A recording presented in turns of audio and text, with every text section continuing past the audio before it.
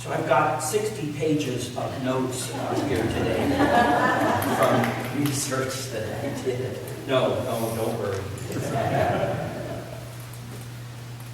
One of the things that I've been thinking about the past several weeks, especially as we listen to the news and watch the news, whether it's coming out of Washington, D.C., or I think of the floods in Italy and watching the floods in Venice, and if you've ever been to Venice, it's just unbelievable to see what's happening there. And other kinds of things in the world. It can get distressing and upsetting. And I said to someone the other day, it's almost overwhelming at times and depressing because it doesn't seem like anybody's figures out or has figured out what to do about all of that and how to make any changes, or even if we're willing or motivated to make any change. One of the books that I read, that there was a sense in the book, the writer says, that we were moving towards a great time of enlightenment, where finally the human community had come to the point of figuring out how to bring an end to disease, how to solve the difficult issue of poverty, how we were going to address the growing concern about the climate and climate change, that we seem to be, as a human community, moving to an enlightened period of time. And then it all came apart. I've thought about that because I got caught up in that spirit of, yeah, this is it. The time has come. We're going to finally come together as a human community committed to making life for everyone, not just to those who can buy it, but making life better for everyone. And I remarked to somebody the other day, the contrast is just striking to me that so many of the ads on the TV now about Christmas is about buy more, get more, buy more, buy more. And I remarked on Facebook, I said, Christmas 2019 is buy more, buy more, buy more. When the first Christmas was about surviving as a refugee, persecution from the evil Roman Empire.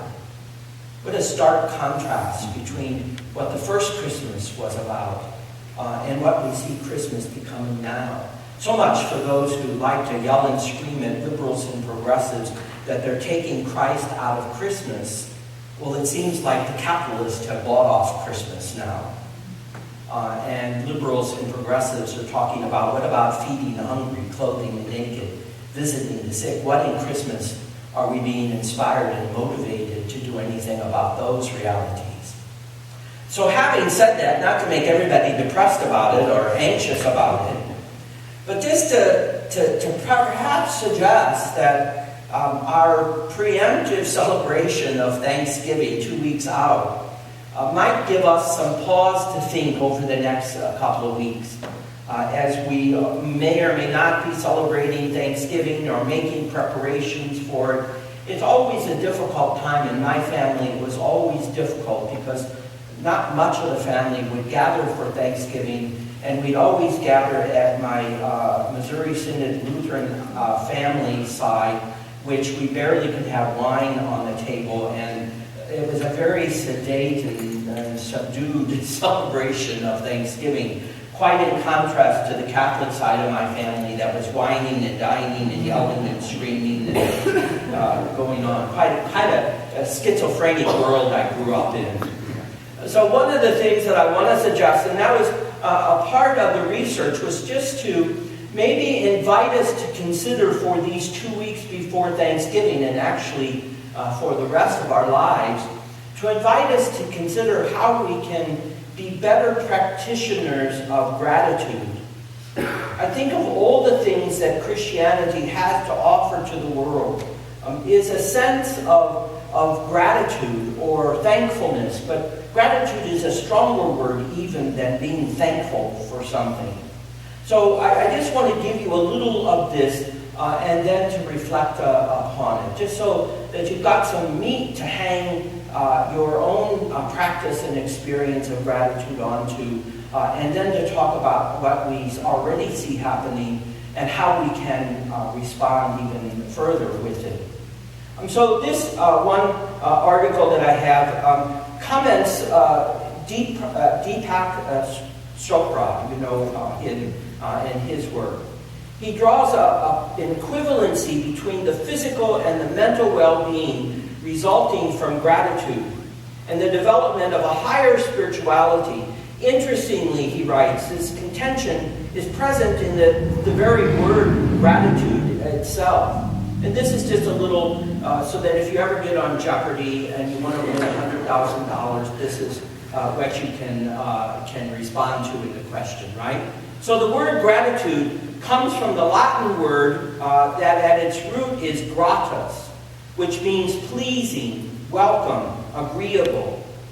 Gratus is also the root of related terms such as grace, gratuity, gratis, all signifying positive moods, actions, and ideas. This is because that the ancient root of the word, even past Latin, talks about to praise, to celebrate, to be in contact with the divine. So that gratitude is always something positive to connect to, that isn't just a feeling inside, but also connects to the outer world in which we live. In other words, being grateful is equivalent to feeling the presence of the divine in our lives. It is the same as being in a state of bliss, some suggest. It allows us to see value, virtue, and benefit in everything. In this regard, gratitude can be considered the antidote to many forms of suffering. Therefore, it might also be, in its own right, the actual form of spirituality. And there it is. That gratitude is not a social construct, but rather a very powerful spiritual reality. In fact, and this may surprise you, and here I am after all the years of my education and all the degrees that I've got things up on my wall showing, that gratitude requires no special theological studies, training, or exhausting practice. Gratitude might be the ultimate spiritual practice, so you don't have to go to school to learn this. It is a part of really who we are as human beings. Just another one here. This is from one of the world's leading scientific experts on gratitude. He argues that gratitude has two key components. First, this writer, Robert Emmons, says that gratitude is an affirmation of goodness. We affirm that there are good things in the world, gifts and benefits we've received. And I point to this one because, boy, you watch the news sometimes and you just wonder if there's any goodness in the world at all anymore. Right? So gratitude is meant to remind us that there is goodness in the world, that there is benefits that come from the practice of gratitude. In the second component of gratitude, Robert Emmons writes, we recognize that the sources of goodness are outside of ourselves. That's why I said that it's not just gratitude inside. So in other words, if I don't ever feel gratitude, then I'm not going to see gratitude in the world around us. No, that's not how it works. That there already is good things, goodness in the world, and that I'm invited to consider that. And it's hard these days. But I think if we really reflect upon it, sometimes it's like if I can just get a little kernel somewhere, just a little kernel of goodness, I can hang on that, and that will overcome whatever bad and whatever evil and whatever terrible things exist out there in the world. He says to recognize that the sources of goodness are outside of ourselves.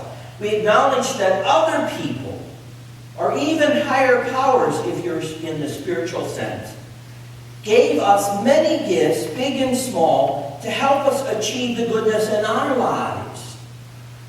We've been kind of doing that over the last couple of weeks when we talk about the legacy of this community. We're here because of the goodness of others, meaning those who have come before us, who risked a lot perhaps in their life, who've given time and energy and so forth. And when we're here now in 2019, smaller congregation, you all have stories about when the congregation was 300 members, and it's almost like a regret, a sadness. Rather, it's to turn it around and go, wow, these people were great people. Think of what they did. You all have individual stories to tell of individuals in this community who did fabulous things, challenging things, right? All of those of us who had contact with Ruth Brandy knows the challenges that we sometimes had, right? But she was quite a character. And in just remembering her, it's like, wow, she did things that many of us would never have done for this community. There's a sense that she leads me to not just think about gratitude in my life, but to have the spirit of gratitude for her life, and her gifts to this community. And you see, it moves me out of thinking about myself and moves me to thinking of others. Emmons Wright and other researchers say the same thing, that the social dimension of gratitude is especially important. It's about relationships. And in our way that we relate to one another, it strengthens the spirit of gratitude in us. That when we're outside of ourselves, when we're not thinking of ourselves, we're not thinking about our knees hurting and the medications that we have to take and the impending disaster of the world around us. We're not thinking about that. We're thinking about others and others' needs and others' goodness and others' spirit and other persons' stories. And you see, when we move outside of ourselves, the idea is that in that relationship that we have with others in that sense, that it lessens the negativity in our own lives. And that it brings us in contact with the positive goodness in the world around us. Another thing that it says is, another article, and I know this may be a bit too much on the heady, on the intellectual side, but I want to get this in terms of here's what it says, and then to invite us to consider how do we do this. Gratitude is a spontaneous feeling. In other words, I wouldn't say that it's 24/7 that we have this feeling of gratitude, but it's there, and sometimes it just spontaneously arises in us. And doesn't it change the way that you look at things? Doesn't it? It just changes the way you think about things. And wow, all of a sudden you're smiling instead of frowning. All of a sudden you're going, wow, look at the world. Wow, I hear birds singing. Wow, look at this.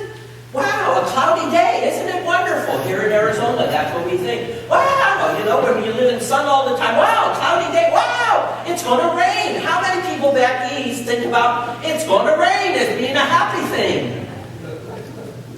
Wow, it's going to rain. Great, fantastic. Let it rain. We need the rain. You see what a difference that makes. How great, how having gratitude for God's gift of rain in the desert is like, wow, that changes everything. If you're getting 40 inches of rain a year, I guess one more day of rain is just like, oh, right? You all know that. You come from places in the country where, 5-6 weeks of cloudy weather just makes you. Here, one cloudy day is the opposite. At least for me it is. I go, wow, thank God we don't have sun today. But tomorrow it better be sunny again. 2 cloudy days. And you see, we start going back into what we remember. So if gratitude is a spontaneous feeling, the more we practice it, the less it's spontaneous, and the more it becomes the way that we live. Studies show that people can deliberately cultivate gratitude, and that there are important social and personal benefits for doing so. And let me just read this. Psychologists find that over time, feeling grateful boosts happiness and fosters both physical and psychological health, even among those already struggling with mental health problems. Studies show that practicing gratitude curbs the use of words expressing negative emotions and shifts inner attention away from such negative emotions such as resentment, envy, minimizing the possibility of ruminating over them, which is a hallmark of depression. Boy, don't we need that in the last few weeks watching the news? Let me read it again. Studies show that practicing gratitude curbs the use of words expressing negative emotions and shifts inner attention away from such negative emotions as resentment and envy, minimizing the possibility of ruminating over them, which is a hallmark of depression. One of my friends the other day said that their children, that when one of their little ones was little, that their son developed a very bad habit of saying words that some people go, every time he's talking, he goes, What if we set up a jar here, and every time that somebody in the congregation said a negative word about somebody else, that we put $1 in it? All our stewardship problems would go away. Did you ever have that growing up? That if you said a curse word or a bad word, you had to drop money in? Imagine. What would happen if as a congregation, instead of joining the rest of the crowd in being negative about the world and whatever else is going on, that every time somebody said something negative, that we would say something positive? Maybe not about the person or about the situation, but something totally positive. Pretty soon the others would get the idea and the hint, right? Boy, you stop feeling angry and depressed and start feeling, out of the spirit of gratitude, a sense of peace and happiness and joy. One more thing. The beneficial effects of practicing gratitude snowball over time. Brain scans of people assigned a task that simulates expression of gratitude show lasting changes in the prefrontal cortex that heighten sensitivity to future experiences of gratitude. The emotion literally pays itself forward. It literally pays itself forward. Do you know one of the things that the Romans would say about the Christians when they were being marched into the arenas to face certain death from the wild animals or the gladiators? Wow, they're singing hymns of praise as they're going into their death. They're singing, how could you possibly be singing hymns of praise when you're facing certain death? Well, think about it. Why would they be doing that? Because they had come to know the gratitude that comes from faith in Jesus. And they had come to know that if they practiced that among themselves, everybody would wonder, what's up with them? What's going on over there in that Christian community? That they're joyful about facing persecution. That they're loving people that we would discard and throw away. What's up with those Christians? Now, you want to know how Christianity grew so fast? It wasn't because people were threatened with hellfire and damnation or certain hell if they didn't believe. That's not what caused the Christian community to grow. What caused the Christian community to grow is when people looked at those who gathered to celebrate the Lord's Supper and lived their life in Jesus, that they were happy people. They were joy-filled people. And that when they did experience suffering and oppression in their life, they found a way to respond to it, not in anger or fear or seeking revenge upon their enemies, but rather how to take and transform that experience of suffering and oppression into an opportunity to rejoice in all the other gifts that God had given them. Imagine that.